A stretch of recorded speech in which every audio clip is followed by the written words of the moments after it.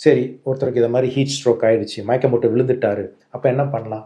நல்ல ஒரு லூஸா ஒரு ஃப்ரீயா இருக்கிற மாரி காட்டன்ல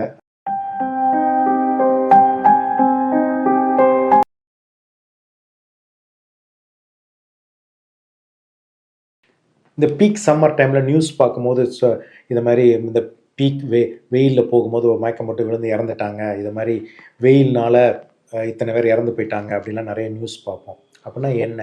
யூசுவலா அது பார்த்தீங்கன்னா, heat stroke or sun stroke அப்டிம்பாங்க. இது வந்து ரொம்ப எக்ஸ்ட்ரீம் ஏஜ்ல உள்ளவங்களுக்கு இது நடக்கலாம்.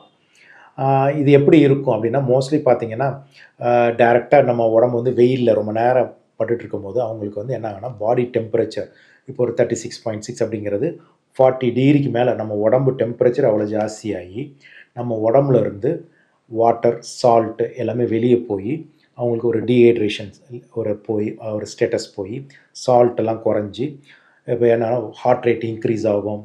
மயக்கமா இருக்கும். டிஸினஸ் மாரி இருக்கலாம். வாமிட்டிங் ஒரு மாரி மயக்கம் போட்டு விழுந்துர்றது. இது வந்து ஒரு எக்ஸ்ட்ரீமா போகும்போது ஒரு டெத்தாவும் நடக்கலாம். சரி, இது யாருக்கு ஜென்ரலா வருதுன்னா, ஒரு எக்ஸ்ட்ரீம் ஏஜ் ரொம்ப வயசானவங்களுக்கு நடக்கலாம். இது எப்படி பிரிவென்ட் பண்ணலாம் அப்படின்னு பார்த்தீங்கன்னா, முதல்ல டைரக்ட்டா ரொம்ப பீக் டைம் வெயில்ல இருக்கும்போது, வெளிய போய் எந்த வேலையும் செய்யவே கூடாது. ஜென்ரலா 10 மணிலேருந்து ஈவினிங் 4 மணி வரைக்கும் அந்த வெயில அவாய்ட் பண்றது ரொம்ப நல்லது. அடுத்தது அ அ அ எப்பவுமே கொஞ்சம் ரெகுலரா தண்ணி குடிச்சுக்கிட்டே இருக்கணும். அதாவது லிக்விட்ஸ், ஜூஸு அத மாரி. எப்பவுமே every half an hour 1 glass, 2 glass குடிச்சுக்கிட்டே இருக்கணும். ஒரே டைம்ல நெறைய தண்ணி குடிக்கிறத விட்டுட்டு, எவ்ரி ஹால்ஃப் அன் ஹவர் தண்ணி குடி. இதுதான் ரொம்ப இம்பார்ட்டன்ட். நெறைய பேர் நான் வந்து காலையில 1 லிட்டர் குடிச்சேன். அது குடிச்சா அது பிரயோஜனமே இருக்காது.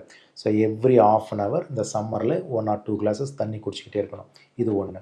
அடுத்தது ட்ரெஸ்ஸு நல்ல ஒரு லூஸா ஒரு ஃப்ரீயா இருக்கிற மாரி காட்டன்ல அது மாரி ட்ரெஸ் போட்டுக்கிட்டா நமக்கு காத்தோட்டம் இருக்கிறனால அது பாடி டெம்பரேச்சர் ஈஸியா இது பண்ணும்.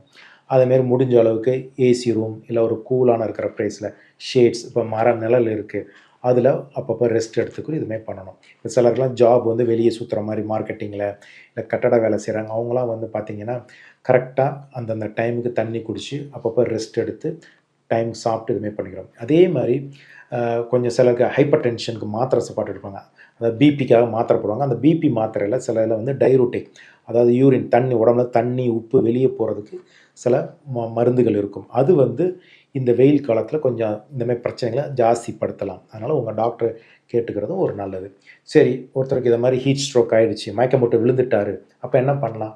முதல்ல அவங்கள வந்து ஒரு ஒரு ஈஸியா காற்றோட்டமா இருக்கிற நிழல் இருக்கிற ஒரு மரமோ, இல்ல ஒரு கட்டடத்துக்கு கீழ நல்லா காத்து வர இடத்துல நல்லா படுக்க வச்சு, கால நல்லா தூக்குறோம். அப்பன்னா ரத்தம் நல்லா மூளைக்கு போகலாம். ஸோ இத பண்ணிட்டு, தென் இம்மீடியேட்டா ஒரு ஹெல்ப்புக்கு ரொம்ப இதா இருந்ததுன்னா, ஒரு ஆம்புலன்ஸ் அது மாரி கூப்பிடலாம். அதே மாரி எடுத்த உடனே போய் மயக்கத்தில இருக்கும்போது தண்ணிய குடுக்குறது அது பண்ணக்கூடாது. குடுக்கலாம். எப்போ குடுக்கலாம்னா, ஒரு நல்ல கான்ஷியஸா நல்லா எந்திரிச்சு, மயக்கம் இல்ல, வாந்தி இல்ல அப்படின்னு இருக்கும் பொழுது, அவங்களுக்கு ஒரு வாட்டரோ, தண்ணியோ, இல்ல ஜூஸோ அது மாரி ஏதாவது குடுக்கலாம். குடுத்துட்டு கண்டிப்பா அப்படி மயக்கம் போட்டிருந்தா, கண்டிப்பா உடனே போய் டாக்டர பார்த்து எல்லாத்தையும் செக் பண்ணிக்கணும்.